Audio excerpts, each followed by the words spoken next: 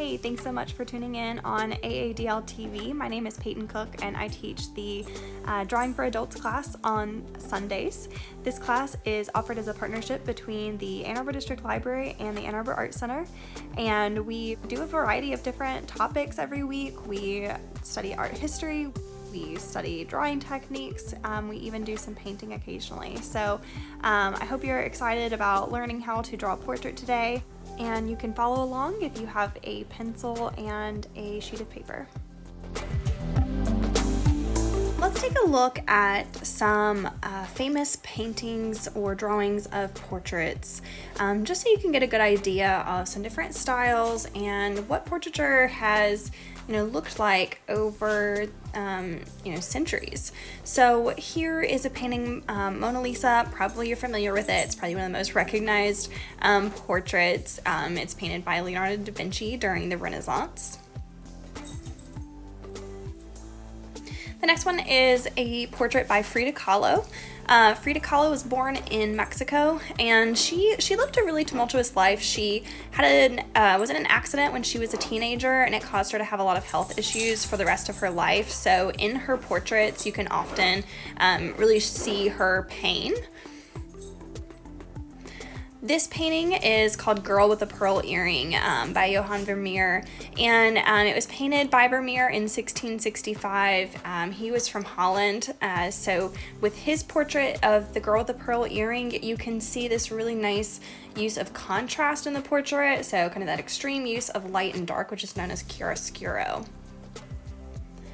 Vincent van Gogh is very famous for his painting called The Starry Night, but he also did several self-portraits, so you can see these in museums all over the world, even here in the States. So this particular painting he did while he was hospitalized in 1889, and I think this is kind of a fun painting just because if you whenever you are getting to the art project, you can use this style and paint yourself like in the style of Van Gogh, where he's painting himself bandaged, or maybe in this case, in this pandemic, maybe you want to paint yourself with a face mask, which could be a fun way to mark this time here. Another painting here by Van Gogh. This one I really like because he has the palette and the paintbrushes, so he's showing himself as an artist. This painting here is by Grant Wood. He painted this painting, as you might be familiar with it. It's called American Gothic in 1930. There's a lot of memes and kind of funny versions of these out there, so if you're not familiar with this, you should definitely look that up. But anyway, Grant Wood is really known for painting this kind of Midwest kind of landscape. You see a lot of farm landscapes, basically, if you were to Google his name, but this is one of his really iconic portraits that he painted. Though it's not the only one, this is another one of Grant Wood's portraits called Woman with Plants, and this one, it's actually a painting of his mother, and he wanted to depict her as a strong and loving frontier woman as she was. So you can see that farm landscape that I mentioned earlier that he's really known for in the background of this painting, which I think is cool. The other thing that's really neat about this is just how many details, the decorative stitching and patterns on the plants, all of these things were just a lot, those are extra details that he added. And then here's a self-portrait that he did. So again, the thing that I like about his work is what he's putting in the background. So it's not just about the portrait itself, it's just as much about the background and how that background can also serve as a way to show the portrait and describe the person that's in the portrait. Okay, and one more here by Grant Wood. This is another one that has that rural setting in the background, also with portraits. And this one I like because there's also a lot of detail. There's so much pattern. If you look at just the pattern in the chicken here, and also the pattern in the plants back in the background, the pattern on the vinyl siding, the pattern on the wood planks on the porch, the pattern in the barn, like the wood on the barn, the jackets they're wearing, and the beanie that she has on. There's so much pattern in this. So I think if you didn't tune into the patterned landscape video class a couple weeks ago, you should check that out. I did talk about Grant Wood a little bit, but this is another great example of using that patterned landscape, but behind a portrait. So Kehinde Wiley is another really fantastic artist to look at. So he's actually a contemporary artist, so that means he's still creating work today. This is, so he's a New York-based painter. He's really known for these highly naturalistic paintings of people, often depicting African Americans in these really heroic or powerful poses. And he often will reference old master paintings for the pose for different paintings. So like I mentioned before, they're very realistic, and then what he's doing is contrasting that with a vivid and patterned decorative background. So they're always really brightly colored, some really great scenes.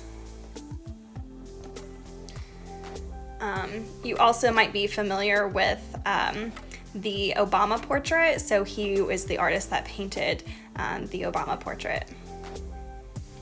So Norman Rockwell, there's a lot of figures in most of his work. That's really what he's known for, and just painting these portraits of mainstream America. So this is a little example of a little boy that is, very cheery.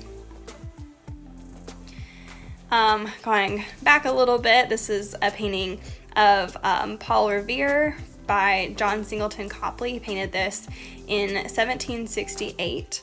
And this is obviously just very well rendered, very realistic, and I think that's really what makes this piece really unique.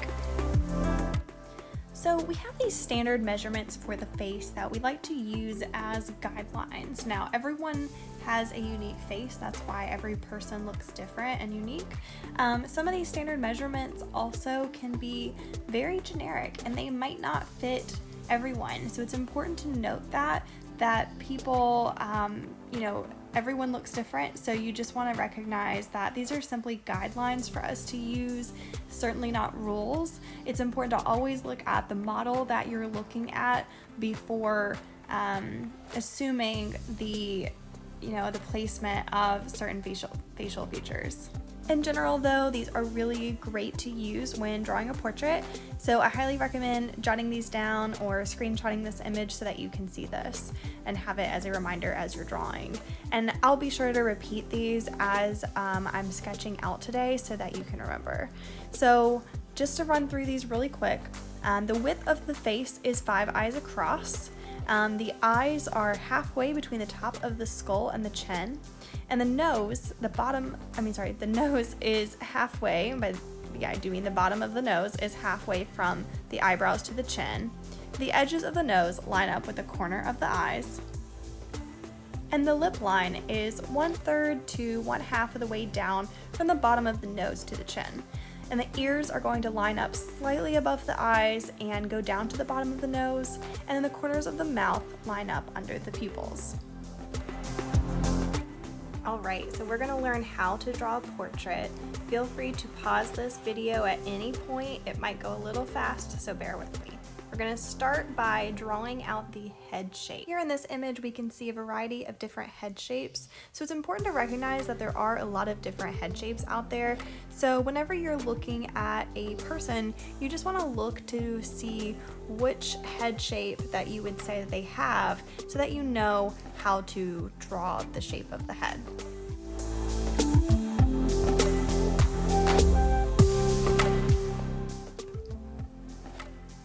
Then we need to find the center of the head, both vertically and horizontally.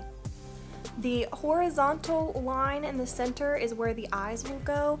You're going to draw out 5 eyes across to get the spacing correct, and then you can fill in the details of the eyes and eyebrows.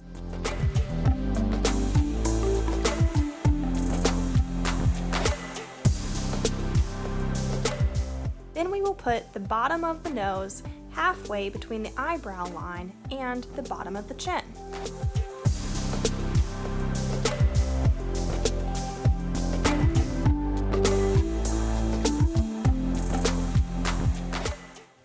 The next step is drawing the center of the lip line between the upper and bottom lips. That lip line stretches from the center of one eye to the center of the other eye.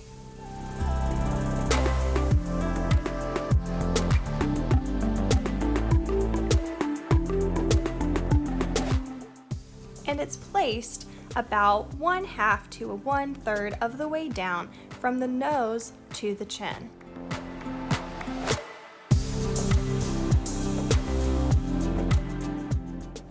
After these steps, you might find that you want to adjust the face a little bit, maybe make the cheeks a little bigger or the chin a little bigger.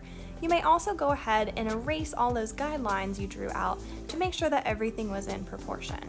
Now, the top of the ears will line up about where the eyes are, and the bottom of the ears will line up with the bottom of the nose.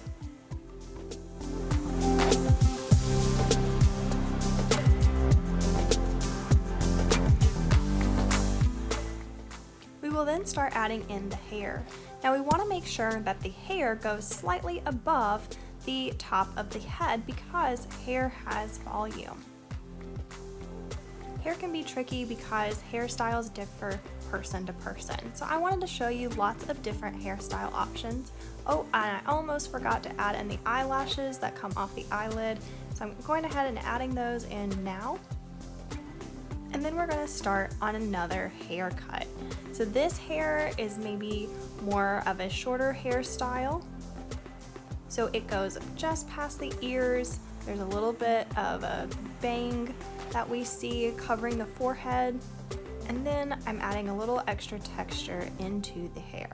I almost forgot, I also need to add in the neck, so I'm drawing those lines in as well. I also want to add in the shoulders as well. Though actually in this image on the video, it's cropped out. Now, as we're going, we want to keep adding in other details, but I also want to show you another hairstyle. I'm bringing the neck in a little bit more to be more narrow on this one. This one is going to be a female, and so longer hair that looks kind of wavy or curly. So you can see again, I'm going up above the top of the head, and I'm also going pretty far out to the side. So I'm not making the hair just stuck to the head. A lot of times people will make it really close to the head shape, and then it ends up looking more like wet hair. So we want to make it have a lot of volume. The next one I'm going to do is going to be a man. So we're going to do a thicker eyebrows. You can see that I've added that in. Now I'm drawing the top of the hair. Once again, I'm still going above the head, the top of the headline. And now I'm just looking at a picture of a male haircut and adding in the details that I see. If you wanted to add any facial hair, that can also be a fun way to customize your drawing. And so you can add a beard, for example. You can add even little wrinkles, whatever details that you want to add. So I would now encourage you to look up some images of portraits that you can draw. So look for images that are from the front view, not from the profile or 3/4 view or something like that. Try to look at it just from the front for now. If you want to take on drawing it from the side view or the 3/4 view, I think that would be great. But let's just practice the first one, the first style, before moving on to those. And then if you want to outline it with an ink pen, you can do that, or if you wanted to color it in with colored pencils or watercolors, it's up to you.